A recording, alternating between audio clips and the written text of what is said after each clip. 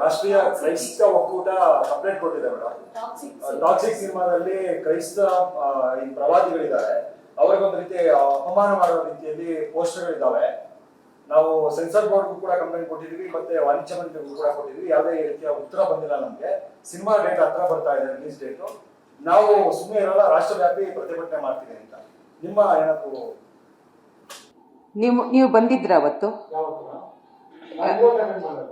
Okay, ಅವ್ರು ಬಂದಿದ್ದಕ್ಕೆ ನಾವು ಉತ್ತರ ಕೊಟ್ಟಿದ್ದೀವಿ. ನೀವು ಪ್ರತಿಭಟನೆ ಮಾಡೋದಕ್ಕೆ ಸಿನಿಮಾ ನೋಡಿ ಪ್ರತಿಭಟನೆ ಮಾಡಬೇಕಾಗತ್ತೆ. ಟಾಕ್ಸಿಕ್ ಸಿನಿಮಾದ ಟೀಸರ್ ಬಗ್ಗೆ ಅವ್ರು ಮಾತಾಡಿದ್ದಾರೆ. ಅವ್ರು ಮಾತಾಡಿರ್ತಕ್ಕಂಥ ವಿಷಯಗಳಿದೆಯಲ್ಲ, ಅದು ಆ ರೀತಿಯಾಗಿ ತಾವು ಕೇಳಲಿಕ್ಕೆ ಆಗೋದಿಲ್ಲ. ಅದರಲ್ಲಿ ಏನು ತಪ್ಪಿದೆ ಅಂತ ನನಗೆ ಗೊತ್ತಿಲ್ಲ. ಟೀಸರ್ ಯಾವತ್ತೂ ಏನಕ್ಕೆ ಮಾಡ್ತೀವಿ ಹೇಳಿ? ಚಿತ್ರರಂಗಕ್ಕೆ ಜನರನ್ನ ಕರೆಸುವಂತಹ ಒಂದು ಅದ್ಧೂರಿತನ ಮತ್ತು ಅದರ ಬಗ್ಗೆ ಒಂದು ಗ್ಲೋರಿಫೈ ಮಾಡಿ ನಾವು ಹೇಳುವಂಥದ್ದು.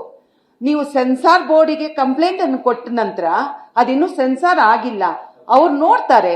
ನೀವು ಅಷ್ಟೊತ್ತಿಗೆ ನೀವು ಮೀಡಿಯಾನ ಕರೆದ್ರೆ ತಪ್ಪು ಅಂತ ನಿಮ್ಗನ್ಸಲ್ಲ?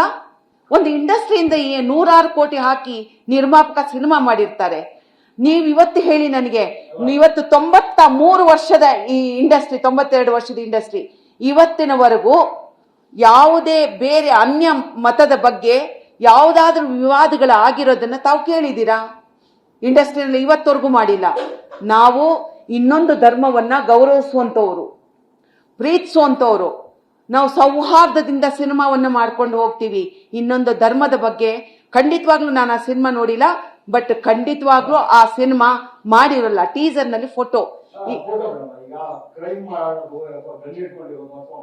ರೀ, ಒಂದ್ ನಿಮಿಷ, ಯಾವ ಸಿನಿಮಾ ಇಲ್ಲ ಹೇಳಿ ನೋಡೋಣ. ಇವತ್ತಿನವರೆಗೂ ಯಾವ ಸಿನಿಮಾದಲ್ಲಿ ಆ ರೀತಿಯಾದಂತ ಫೋಟೋಗಳಿಲ್ಲ.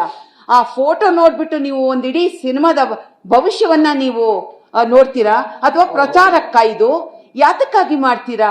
ದಯವಿಟ್ಟು ಹೀಗ್ ಮಾಡಬೇಡಿ. ಸಿನಿಮಾ ನೋಡಿ. ದಯವಿಟ್ಟು ಒಂದ್ ನಿಮಿಷ, ಎಲ್ಲಾ ಸಂಘದವ್ರಿಗೂ ನಾನು ಇದನ್ನೇ ಈ ಮೂಲಕ ನಾನು ರಿಕ್ವೆಸ್ಟ್, ಒಂದ್ ನಿಮಿಷ ಸಾಕು. ಎಲ್ಲಾ ಮಹಿಳಾ ಸಂಘಕ್ಕೂ ಅವರೇ ಬಂದಿದ್ರು, ಅವರಿಗೆ ನಾವು ಉತ್ತರ ಹೇಳಿದೀವಿ. ಸೆನ್ಸಾರ್ ಬೋರ್ಡು ಇನ್ನು ಸೆನ್ಸಾರ್ ಆಗಿಲ್ಲ. ಅವ್ರು ಸೆನ್ಸಾರ್ ಬೋರ್ಡ್ಗೆ ಹೋಗಿ ಕೊಟ್ಟಿದ್ದಾರೆ, ಪತ್ರ ಕೊಟ್ಟಿದ್ದಾರೆ, ಅವ್ರು ನೋಡ್ಕೋತಾರೆ. ಅದು ಆ ರೀತಿಯಾಗಿ ಒಂದು ಧರ್ಮವನ್ನ ಅವಹೇಳನ ಮಾಡೋದು ಅಥವಾ ಅವ್ರಿಗೇನಾದ್ರು ತೊಂದರೆ ಆಗುತ್ತೆ ಅಂದ್ರೆ ಖಂಡಿತವಾಗ್ಲೂ ಸೆನ್ಸಾರ್ ಬೋರ್ಡ್ ಅವರು ಕ್ರಮ ವಹಿಸ್ತಾರೆ. ನೀವು ಅದು ಯಾವುದು ಇಲ್ಲ ಅಂದಾಗ, ಸಿನಿಮಾ ಬಿಡುಗಡೆ ಆಗುತ್ತೆ ಎನ್ನುವಾಗ ನೀವು ಈ ರೀತಿಯಾಗಿ ಮಾತಾಡಿದ್ರೆ ಅದು ತಪ್ಪು ಗ್ರಹಿಕೆ ಆಗುತ್ತೆ. ಗ್ರಹಿಕೆಯಲ್ಲಿ ನೀವು ಇದು ಮಾಡಬೇಡಿ. ಖಂಡಿತವಾಗ್ಲೂ ನಾನು ಹೇಳ್ತೀನಿ, ಟಾಕ್ಸಿಕ್ ಅಲ್ಲಿ ಒಂದು ಧರ್ಮದ ಕುರಿತಂತೆ ಅವಹೇಳನ ಮಾಡುವಂಥದ್ದಿದ್ರೆ ನಾವು ನಿಮ್ಮ ಜೊತೆ ಸೇರ್ತೀವಿ, ಡೋಂಟ್ ವರಿ. ಆದರೆ ಹಾಗಿರೋದಿಲ್ಲ, ಖಂಡಿತ ಇರೋದಿಲ್ಲ. ಯಾಕೆಂದ್ರೆ ವಿಚಾರವಂತರು, ಯಶ್ ನಿರ್ಮಾಪಕರು, ಅವರು ಅಷ್ಟು ಕೋಟಿ ದುಡ್ಡು ಹಾಕಿದಾಗ ಅವ್ರು ಯಾವತ್ತೂ ಅಂತ ಕೆಲಸ ಮಾಡೋದಿಲ್ಲ. ಮೇಡಮ್, ನೀವು ಹೇಳಿದ್ರಿ ಒಂದು ಟೀಸರ್ ಮಾಡಿರ್ತಾರೆ ಸಿನಿಮಾ ನೋಡೋದಕ್ಕೋಸ್ಕರ ಜನ ಬನ್ನಿ ಅಂತ ಹೇಳ್ಬಿಟ್ಟು. ಹಂಗಾದ್ರೆ ಟೀಸರ್ ಹೆಂಗ್ ಬೇಕಿದ್ರು ಮಾಡ್ಬೋದಾ? ಜನ ಬರ್ಲಿ? ದಯವಿಟ್ಟು ನನಗೆ ಹಾಗಲ್ಲ, ನಾನು ಕೇಳ್ತೀನಿ. ನೀವು ಇಲ್ಲ, ತಪ್ಪು ಅರ್ಥ ಗ್ರಹಿಕೆ ಬರುವಂತ ಮಾತುಗಳನ್ನ ಹೇಳ್ತಾ ಇದ್ದೀರಮ್ಮ. ಒಂದು ನಿಮಿಷ. ಟೀಸರ್ ನಲ್ಲಿ ಈಗ ಗ್ಲೋರಿಫೈ ಗನ್ ಇಟ್ಕೊಂಡಿದ್ದಾರೆ. ಅದು ಗನ್ನು ಕತ್ತಿ ಇಟ್ಕೊಳ್ಳುವಂಥದ್ದು, ರಕ್ತಮಯವಾಗುವಂಥದ್ದು ಕತೆ. ಅದರ ಕಥೆಯ ಹಿಂದೆ ಏನಿದೆ ಅಂತ ಹೇಳ್ಬಿಟ್ಟು ಅವ್ರು ಹೇಳಲಿಕ್ಕೆ ಏನಾದ್ರೂ ಒಂದು ಸಂದೇಶ ಕೊಡೋದು ಅಥವಾ ಅದು ಅವರ ಅಭಿಮಾನಿಗಳಿಗೆ, ಜನರಿಗೆ ಅವ್ರಿಗೆ ಖುಷಿ ಕೊಡ್ಲಿ ಅಂತ ಹೇಳ್ಬಿಟ್ಟು ಮಾಡಿರ್ಬೋದು. ಆದ್ರೆ ಸಿನಿಮಾದೊಳಗೆ ಆ ತರ ಇದೆ ಅಂತ ನಾವು ಹೇಗೆ ಹೇಳ್ತೀರಾ? ಟೀಸರ್ ಅಲ್ಲಿ ಅವ್ರು ಹೇಳ್ತಿರೋದು ಏನು ಅಂತ ಅಂದ್ರೆ, ನಮ್ಮ ದೇವದೂತರಿಗೆ ಅಪಮಾನ ಮಾಡಿದರೆ, ಯಾಕಂದ್ರೆ ಅಲ್ಲಿ ಸಮಾಧಿ, ಕ್ರೈಸ್ತ ಸಮಾಧಿ ಆ ಕಥೆಯಲ್ಲಿ ಏನಿದೆ ಅಂತ ನಿಮಗೆ ಗೊತ್ತಾ? ಕ್ಷಮಿಸಿ, ಅಶ್ಲೀಲ ದೃಶ್ಯ ಇಲ್ಲ, ದಯವಿಟ್ಟು ಇಲ್ಲ. ನೀವು ಆ ಕತೆ ಹಿಂದೆ ಏನಿದೆ ಅಂತ ಹೇಳ್ಬಿಟ್ಟು ತಿಳ್ಕೊಳ್ದೆ ನನಗೂ ಇವಾಗ ಆಸೆ ಆಗುತ್ತೆ, ಆ ಕತೆ ಹಿಂದೆ ಏನಿದೆ ಅಂತ.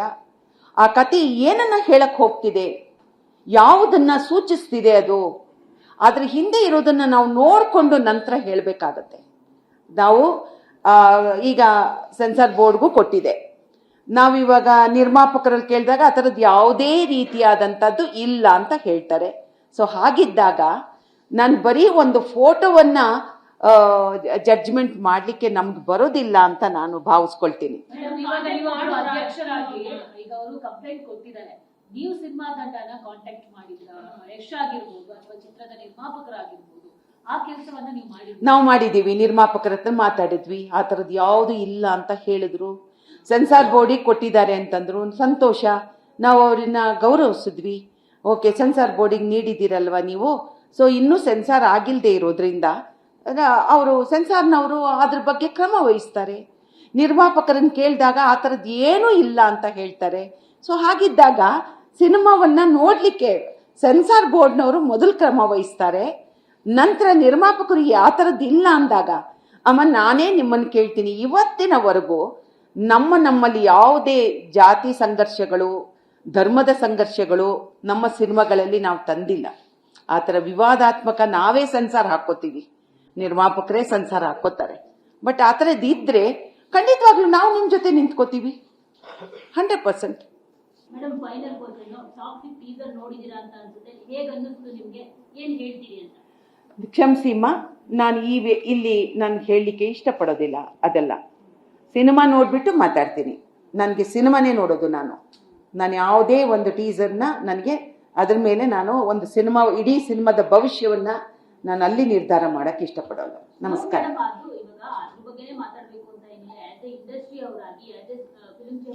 ಕ್ಷಮಿಸಿಮ್ಮ, ನಾನು ಹೇಳಲ್ಲ. ಅದನ್ನ ನೀವು ಹೇಳ್ಕೊಳ್ಳಿ ಅಮ್ಮ, ಅದು ನೀವು ಹೇಳ್ಕೊಳ್ಳಿ. ನನ್ನ ಪ್ರಕಾರ ನಾನು ಒಂದು ಸಿನಿಮಾವನ್ನ ನೋಡ್ಲಿಕ್ಕೆ ಇಷ್ಟಪಡ್ತೀನಿ. ನೀವು ಯಾವ ರೀತಿ ಹೇಳಿದ್ರು ಕೂಡ ನೀವು ಹೇಗೆ ತಿರುಗಿಸಿದ್ರು ಕೂಡ ನೀವು ಓಕೆ, ಥ್ಯಾಂಕ್ ಯು.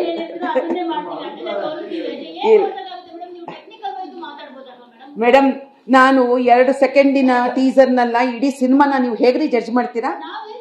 ಮಾಡಕ್ ಆಗಲ್ಲ, ನನಗಂತೂ ಆಗಲ್ಲ. ನಾನು ಇಡೀ ಸಿನಿಮಾ ನೋಡಿ ನಿಮ್ಗೆ ಹೇಳ್ತೀನಿ. ಥ್ಯಾಂಕ್ ಯು, ಧನ್ಯವಾದ.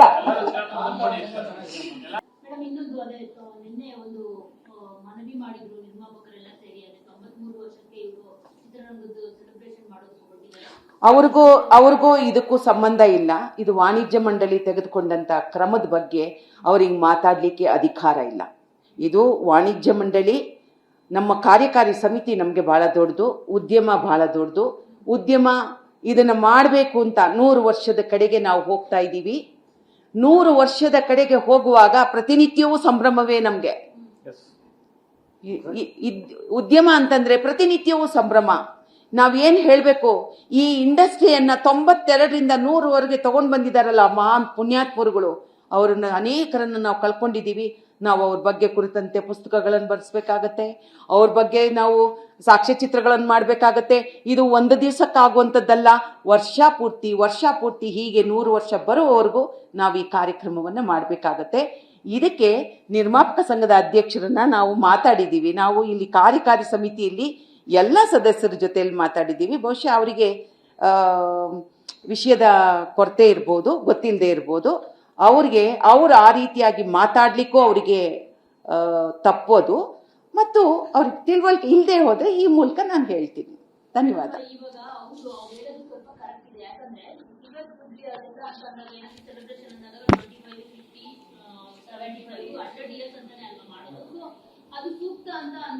ನಿಮಗೆ ಹೆಂಗೆ ಸೂಕ್ತ ಅನ್ಸುತ್ತೆ? ನಾನೊಂದು ಕೇಳ್ತೀನಿ, 93ರಿಂದ 97ರವರೆಗೂ ಈಗ ನಮ್ಗೆ ಶತಮಾನೋತ್ಸವ ಭವನ ಮಾಡಬೇಕು. ನಮಗೆ ಶತಮಾನಕ್ಕೆ ನಾವು ಹೋಗ್ಬೇಕಾದ್ರೆ ಸಾಕ್ಷ್ಯಚಿತ್ರಗಳನ್ನು ಕಟ್ಟಬೇಕು. ಎಷ್ಟು ಜನ ಹೋಗಿದ್ದಾರೆ, ಈ ಉದ್ಯಮಕ್ಕೆ ಪಕ್ಕದ ರಾಜ್ಯಗಳು ಕೊಡುಗೆ ನೀಡಿದೆ, ಇಡೀ ಭಾರತದಿಂದ ಎಲ್ಲರ ಕೊಡುಗೆಯನ್ನ ತಗೊಂಡಿದೆ. ಅವರೆಲ್ಲರನ್ನು ಸ್ಮರಿಸಬೇಕಾಗತ್ತೆ, ಅವ್ರನ್ನ ಸ್ಥಿರವಾಗಿ ನಾವು ಇಲ್ಲಿ ಗಟ್ಟಿಗೊಳಿಸ್ಬೇಕಾಗತ್ತೆ. ಯಾರ್ಯಾರ ಕೊಡುಗೆ ಏನೇನು ಅಂತ ನಾವಿಲ್ಲಿ ಹೇಳಬೇಕಾಗತ್ತೆ. ಅವುಗಳನ್ನೆಲ್ಲ ಮಾಡಲಿಕ್ಕೆ ಒಂದು ದಿವಸದ ಕೆಲಸ ಆಗೋದಿಲ್ಲ. ಅಥವಾ ಈ ಕಾರ್ಯಕ್ರಮಗಳು ಮತ್ತು ಈ ವಾಣಿಜ್ಯ ಮಂಡಳಿಯಲ್ಲಿ ಯಾವಾಗಲೂ ಚುನಾವಣೆ ಆಗುತ್ತೆ, ಯಾರೋ ಬರ್ತಾರೆ. ಬಟ್ ಒಂದು ನಿರಂತರವಾಗಿ ನಾವು ಕೂತು ಪ್ರತಿಯೊಬ್ಬರು, ಇಡೀ ಉದ್ಯಮ, ಕಲಾವಿದರಿರ್ಬೋದು, ನಿರ್ದೇಶಕರಿರ್ಬೋದು, ನಿರ್ಮಾಪಕರಿರ್ಬೋದು, ವಿತರಕರಿರ್ಬೋದು, ನೃತ್ಯದವರಿರ್ಬೋದು, ಪ್ರತಿ ಒಂದು 26-27 ಕ್ರಾಫ್ಟ್ ಒಟ್ಟಿಗೆ ಸೇರ್ಬಿಟ್ಟು ಏನು ಮಾಡಬೇಕು ಅಂತ ಹೇಳ್ಬಿಟ್ಟು ಉದ್ಯಮಕ್ಕೆ ಗೊತ್ತಿರುತ್ತೆ. ಅವುಗಳನ್ನು ಮಾಡಬೇಕು. ಈಗ ನೀವು ಹೋದ ವರ್ಷ ಮಾಡಿದ್ರಿ ಅಂತ ಹೇಳ್ಬಿಟ್ಟು 1 ವರ್ಷ ಮಾಡಿ ಬರ್ತ್ಡೇನ ಬಿಟ್ಬಿಡ್ತೀರಾ? ಅದು ನಿಮ್ಮ ನಿಮ್ಮ ಪ್ರೀತಿ. 100 ವರ್ಷಕ್ಕೆ ಇವಾಗ ಕೆಲವರಿಗೆ ದಿನವೂ ವರ್ಷ ಪೂರ್ತಿ ಬರ್ತಡೇ ಮಾಡೋದಿಲ್ವಾ, ಕೆಲವರು 1 ವರ್ಷ ಆದ್ಮೇಲೆ 2ನೇ ವರ್ಷಕ್ಕೂ ಮಾಡ್ತಾರೆ, 50ಕ್ಕೂ ಮಾಡ್ತಾರೆ, 60ಕ್ಕೂ ಮಾಡ್ತಾರೆ. ಆದರೆ ಇದು ಚಿತ್ರರಂಗದ ಹುಟ್ಟು ಹಬ್ಬ ಮಾತ್ರ ಅಲ್ಲಮ್ಮ, ಇದು ಕಾಂಕ್ರೀಟ್ ಆಗಿ ಕಟ್ಟಿ ಕೊಡುವಂತಹ ದೊಡ್ಡ ಒಂದು ಕೆಲಸ. ಈ ಯಾಕಂದ್ರೆ 25 years 50 years 75 years ಅಂತ ಬಂದಾಗ ಅದರ ಹಿಂದೆ ತುಂಬಾ ಕೆಲಸಗಳು ನಡೆಯುತ್ತೆ. ನೀವು ಹೇಳಿದಾಗೆ ಅವರ ಹಿಸ್ಟ್ರಿ ಆಗಿರ್ಬೋದು, ಕೈಪಿಡಿ ಆಗ್ಬೋದು, ಇಂಥದ್ದೆಲ್ಲ ಮಾಡ್ತಾರೆ. ಬಟ್ ಪರ್ಟಿಕ್ಯುಲರ್ ಆಗಿ 25 years 50 years 75 yearsಗೆ ಅದನ್ನ ಅನಾವರಣ ಮಾಡ್ತಾರೆ. ಸೊ 100 yearsಗೆ ಅದು ಸಾಕಿತ್ತಲ್ವಾ ಅಂತ. ಅಂದ್ರೆ ಈಗ ಕೆಲಸ ಅಮ್ಮ ನಾವು ಹಾಗಾದ್ರೆ ಇವರು ನಮ್ಮ ಕಾರ್ಯಕಾರಿ ಸಮಿತಿಗಿಂತ ಇವರೆಲ್ಲ ದೊಡ್ಡವರ ಏನಂತ ಅನ್ಕೊಂಡಿದ್ದಾರೆ? ಏನು ಇವರು ಇದ್ದಕ್ಕಿದ್ದ ಹಾಗೆ ಎಲ್ಲ ಕಡೆ ಹೋಗ್ಬಿಟ್ಟು ಮಾತಾಡ್ಲಿಕ್ಕೆ ಆಗುತ್ತಾ? ಕಾರ್ಯಕಾರಿ ಸಮಿತಿ ತೆಗೆದುಕೊಂಡ ತೀರ್ಮಾನಕ್ಕೆ ಕ್ವಶನ್ ಮಾಡ್ತಾರಾ? ನಾವಿನ್ನೂ ಕೂಡ ಅದನ್ನ ಯೋಚನೆ ಮಾಡ್ತಿದ್ದೀವಿ. ಯೋಚನೆ ಮಾಡುವಾಗ ಇವರು ಇದನ್ನ ಮಾತಾಡ್ಲಿಕ್ಕೆ ಅದು ಎಲ್ಲೋ ಒಂದು ಕಡೆ ಇದು ಮಾತುಗಳೇ ತಪ್ಪು. ಈ ತರದ ಮಾತುಗಳನ್ನ ಅಥವಾ ಅವರಿಗೆ ವಿಷಯದ ಸಿಗ್ಲಿಲ್ಲ ಅನ್ಸುತ್ತೆ, ಬಹುಶಃ ಅವ್ರಿಗೆ ಅವರು ತಪ್ಪಾಗಿ ಅಪಾರ್ಥ ಮಾಡ್ಕೊಂಡು ಹೇಳಿರ್ಬೋದು.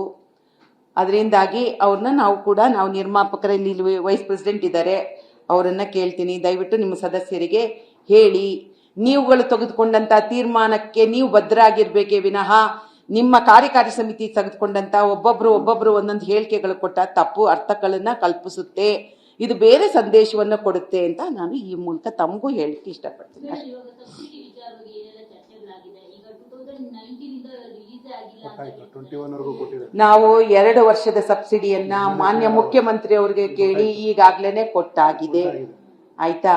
ಆಮೇಲೆ ಅದ್ರ ಬಗ್ಗೆ ಅವ್ರದ್ದು ನಿರ್ಮಾಪಕರಿಗೆ ನಮ್ಮಲ್ಲಿ ಇಲ್ಲಿ ನಿರ್ಮಾಪಕರಿದ್ದಾರೆ, ಸಬ್ಸಿಡಿ ಬಗ್ಗೆ ನಾವು ಮಾತಾಡ್ತಿದ್ದೀವಿ. ಇಲ್ಲಿ ಉದ್ಯಮದಿಂದ ನಮ್ಗೀಗ ಮಾನ್ಯ ಮುಖ್ಯಮಂತ್ರಿಗಳನ್ನ ನಾವು ಹೋಗಿ ಭೇಟಿಯಾಗಿ ಇದಕ್ಕೆ ಒತ್ತಡವನ್ನ ಅವರನ್ನ ರಿಕ್ವೆಸ್ಟ್ ಮಾಡ್ತೀವಿ.